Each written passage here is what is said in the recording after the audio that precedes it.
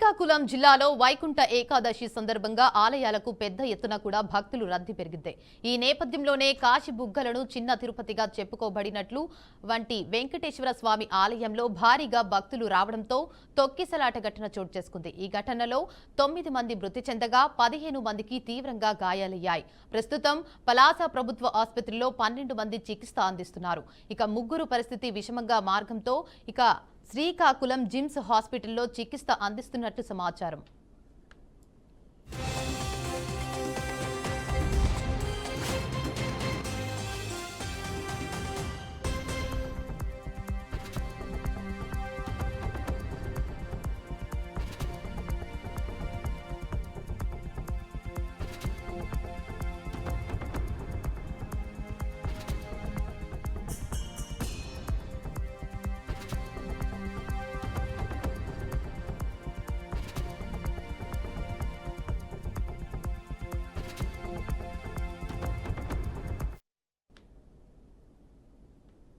ఇక ఇదే అంశంపై మరింత సమాచారాన్ని మా ప్రతినిధి శ్రావణ్ లైవ్ ద్వారా అందిస్తారు. చెప్పండి శ్రావణ్, ఇక్కడ పరిస్థితి ఎలా ఉంది అంటారు? ఇంకా మృతుల సంఖ్య పెరిగే అవకాశం ఏమైనా ఉందంటారా? ప్రస్తుతం అయితే మాత్రం కార్తీక మాసంలో ఉన్నటువంటి మొదటి ఏకాదశి అయినటువంటి పరిస్థితుల నేపథ్యంలో అయితే మాత్రం భక్తులంతా కూడా ఆలయాలకైతే మాత్రం పెద్ద ఎత్తున కూడా వెళ్తున్నటువంటి పరిస్థితుల నేపథ్యంలో అయితే మాత్రం పలాస నియోజకవర్గంలో ఉన్నటువంటి చిన్న తిరుపతిగా చెప్పుకున్నటువంటి వెంకటేశ్వర స్వామి ఆలయంలో అయితే మాత్రం తొక్కిసలాట ఘటన జరిగింది. అయితే ఈ తొక్కిసలాట ఘటనలో దాదాపుగా కూడా 8 మంది మహిళలతో పాటు ఒక విద్యార్థి కూడా మృతి చెందినటువంటి ఘటన చోటు చేసుకుంది. దాదాపుగా ఈ ఘటనలో 20 మందికి కూడా గాయాలైనటువంటి పరిస్థితి ఉంది. అందులో స్వల్పంగా గాయాలైనటువంటి 5గురిని కూడా నిన్ననే పలాస ప్రభుత్వ ఆసుపత్రి నుంచి కూడా డిశ్చార్జ్ చేయడం జరిగింది. ప్రస్తుతం అయితే మాత్రం పలాస ప్రభుత్వ ఆసుపత్రిలో అయితే మాత్రం 12 మంది గాయాలై పాలైనటువంటి వాళ్ళని కూడా చికిత్స అందిస్తున్నటువంటి పరిస్థితి ఉంది. అయితే అందులో మరో 3 పరిస్థితి తీవ్ర విషమంగా ఉన్నటువంటి పరిస్థితి నేపథ్యంలో శ్రీకాకుళం జిమ్స్ హాస్పిటల్కి కూడా తరలించినటువంటి పరిస్థితి ఉంది. అయితే మనం ప్రస్తుతం అయితే మాత్రం శ్రీకాకుళంలో ఉన్నటువంటి పలాస ప్రభుత్వ ఆసుపత్రిలో వైద్య చికిత్సలు తీసుకున్నటువంటి పరిస్థితుల నేపథ్యంలో బాధితుల దగ్గర మనం ప్రస్తుతం కూడా చూడొచ్చు. మనకి ఇక్కడ పలాస ప్రభుత్వ ఆసుపత్రిలో దాదాపుగా కూడా 12 మందికి అయితే వైద్య సేవలు అయితే మాత్రం ప్రభుత్వ అధికారులు అందిస్తున్నటువంటి పరిస్థితి ఉంది. అయితే ఈ 12 మందికి కూడా తీవ్రమైనటువంటి గాయాలైనటువంటి పరిస్థితుల నేపథ్యంలో అయితే మాత్రం నిన్న హుటాహుటిన కూడా ఘటనా స్థలం నుంచి అయితే మాత్రం నేరుగా కూడా ప్రభుత్వ ఆసుపత్రికి తరలించి వైద్యం అందిస్తున్నటువంటి పరిస్థితి కూడా ఉంది. అయితే ప్రధానంగా అయితే మాత్రం ఈ ఘటనకి తొక్కిసలాటే కారణమంటూ కూడా ఇప్పటికే ఒక నిర్ధారణ కూడా వచ్చినటువంటి పరిస్థితి ఉంది. అయితే ప్రస్తుతం ఎవరైతే ఆ వెంకటేశ్వర స్వామి ఆలయాన్ని నిర్మించినటువంటి పరిస్థితి ఉందో ఆయన్ని కూడా ప్రస్తుతం పోలీసులు హౌస్ అరెస్ట్ చేసినటువంటి పరిస్థితి ఉంది. ఆయనపైనే ప్రముఖంగా కేసు కూడా నమోదైంది. అయితే ప్రస్తుతం బాధితులు ఎవరైతే ఉన్నారో బాధితులందరికీ కూడా మెరుగైన వైద్యం అందించాలంటూ కూడా ఇప్పటికే సీఎం చంద్రబాబు ఆదేశాలు ఇచ్చినటువంటి పరిస్థితుల నేపథ్యంలో అయితే మాత్రం ఇక్కడ హుటాహుటిన కూడా డాక్టర్ల బృందాలన్నీ కూడా ఇక్కడికి వచ్చి ఎవరైతే బాధితులు ఉన్నారో వాళ్ళందరికీ కూడా ఎప్పటికప్పుడు కూడా వైద్య సేవలు అందిస్తూ వాళ్ళ తాలూకా ఆరోగ్య పరిస్థితి ఏ విధంగా ఉన్నదనే విషయాన్ని కూడా అడిగి తెలుసుకుంటున్నటువంటి పరిస్థితి ఉంది. అయితే ప్రధానంగా అయితే మాత్రం ఈ ఘటన జరగడం అయితే మాత్రం రాష్ట్ర వ్యాప్తంగా పెద్ద ఎత్తున కూడా చర్చనీయాంశంగా మారింది. అయితే ఈ ఘటనకి ప్రధానంగా ఇప్పటికే అక్కడ తొక్కిసలాట అక్కడ ఏర్పాటు చేసినటువంటి భద్రత లోపాలు అనే కారణం అంటూ కూడా ఇప్పటికే చెప్పినటువంటి పరిస్థితుల నేపథ్యంలో పెద్ద ఎత్తున కూడా దీనిపైన విచారణకు కూడా ప్రభుత్వం ఆదేశించింది. ప్రత్యేకించి త్రిముఖ కమిటీని కూడా నియమించినటువంటి పరిస్థితి కూడా మనకు ఉంది. ప్రస్తుతం ఆ కమిటీ సభ్యులు కూడా ఆలయ ప్రాంగణంలోనే ప్రస్తుతం పర్యవేక్షణ చేసి అది ఘటనకి ఏ విధంగా కారణమైంది అనే అంశాలపైన కూడా పూర్తి స్థాయిలో ఆరా తీస్తున్నటువంటి పరిస్థితి ఉంది. అయితే ఈ భారీ ఎత్తున కూడా ఈ కార్తీక మాస సమయంలో భక్తులు వచ్చే అవకాశం ఉన్నటువంటి పరిస్థితుల నేపథ్యంలో కూడా ఆలయ కమిటీ కూడా ఏమాత్రం కూడా స్థానికంగా ఉన్నటువంటి పోలీసులకు కూడా సమాచారం ఇవ్వనటువంటి పరిస్థితుల నేపథ్యంలో మాత్రమే పోలీసులు భద్రత ఏర్పాట్లు చేయడంలో కూడా పూర్తి నిర్లక్ష్యం వహించినటువంటి పరిస్థితుల నేపథ్యంలో ఈ దుర్ఘటన జరిగినట్లుగా కూడా మనకి ప్రధానంగా తెలుస్తుంది. అయితే కొంతమంది బాధితులు కూడా మనకి ఇక్కడ అందుబాటులో ఉన్నారు. హాస్పిటల్లో చికిత్స పొందుతున్నటువంటి దృశ్యాలను కూడా మనం బీఆర్కే న్యూస్లో చూపిస్తున్నాం. అసలు ప్రధానంగా అక్కడ ఏం జరిగిందనే విషయాన్ని కూడా మరొకసారి అడిగి తెలుసుకునే ప్రయత్నం అయితే మనం చేద్దాం. సార్ చెప్పండి, మీది ఏ ఊరు? మాది ఇచ్చాపురం మండలము ధర్మపురం గ్రామం అండి. ఈ ఘటన ఏ విధంగా జరిగింది సార్? మేము దర్శనానికి వెళ్తున్నామండి. దర్శనానికి వెళ్తే అక్కడ వచ్చేసి సిబ్బంది ఎవరు లేరండి. ఒక ఎటు అంటే ఎక్స్ సైడ్ ఇన్ సైడ్ అనేది లేదు. ఒకే సైడ్ వెళ్ళడము రావడము ఒకే వైపు అయిపోతుందండి.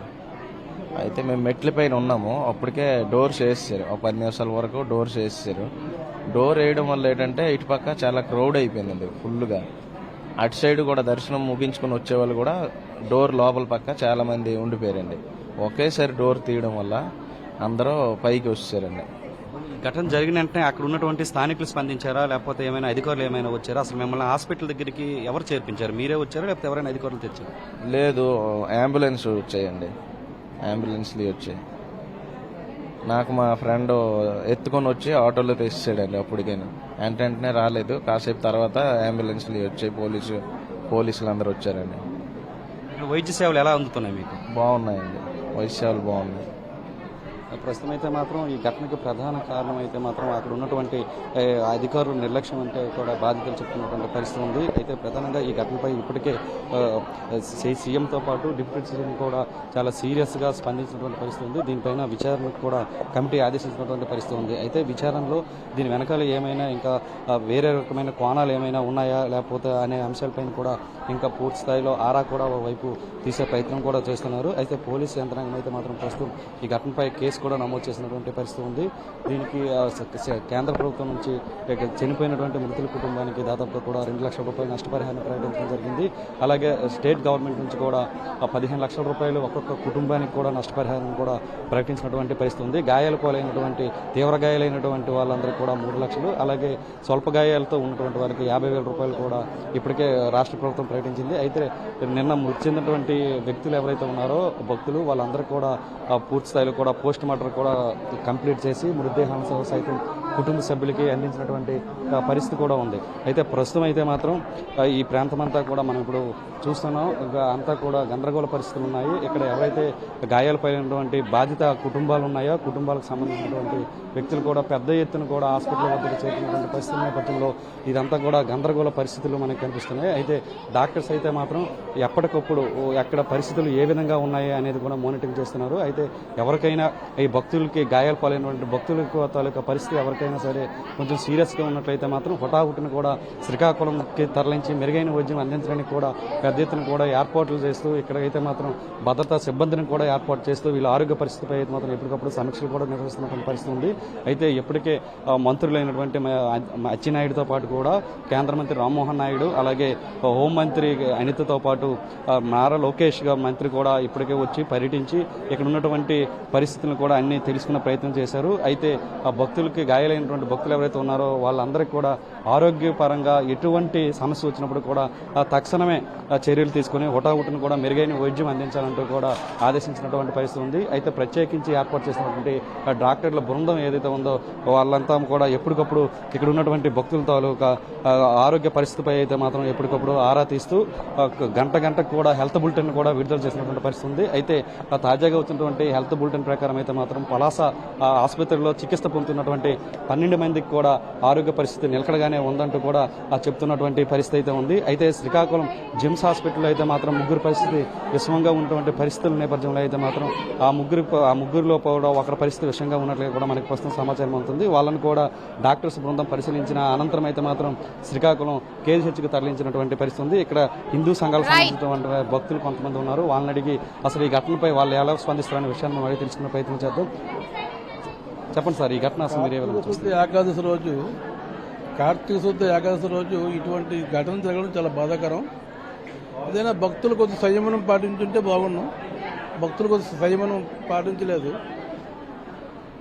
భక్తులు కొద్దిగా సంయమనం పాటించుంటే ఈ ప్రమాదం జరగకపోదును. అయినప్పటికీ ఎవరైతే క్షతగాత్రులు ఉన్నారో వాళ్ళందరికీ ఆ వెంకటేశ్వర స్వామి తప్పకుండా కాపాడుతాడు. అంటే ప్రభుత్వం తీసుకున్న చర్యలు ఏ విధంగా ఉన్నాయి ఈ క్షతగాత్రుల గురించి, లేకపోతే ఇప్పటికే మృతుల కుటుంబానికి ఆదుకునే విషయం కానీ లేకపోతే గాయాల పాలైనటువంటి క్షతగాత్రులకు కానీ ప్రభుత్వం ఏ విధంగా చర్యలు తీసుకుంది? నిన్న ప్రభుత్వం మా మంత్రి గారు లోకేష్ గారు ప్రకటన ఇచ్చారు. 15 లక్షల రూపాయలు ఎవరికైతే చనిపోయారో వాళ్ళకి ఇస్తామని చెప్పారు. 3,50,000 రూపాయలు ఈ క్షతగాత్రులకు ఇస్తామని చెప్పారు. సంతోషం. అది కాకుండా మిగతా వీళ్ళందరికీ మెరుగైన వైద్యం చేయడం కూడా ఆయన ప్రభుత్వ అధికారులను ఆదేశించారు. ప్రభుత్వం వెంటనే స్పందించింది కూడా. ప్రస్తుతం అయితే మాత్రం కూటమి ప్రభుత్వం తీరు పట్ల అయితే మాత్రం హిందూ సంఘాలు కూడా హర్షం వ్యక్తం చేస్తున్నాయి. అయితే ప్రధానంగా అయితే మాత్రం ఎవరైతే ఆ గుడి ప్రాంగణంలో భక్తులే కాస్త సహనం ప్రవర్తించుంటే మాత్రం ఇంత దుర్ఘటన జరిగే పరిస్థితి ఉండేది కాదంటూ కూడా ఈ ప్రాంతంలో మాట్లాడుకున్నటువంటి పరిస్థితి అయితే ఇప్పటివరకు మనం చూస్తున్నాం. Camera right, thank you for the updates Rawal.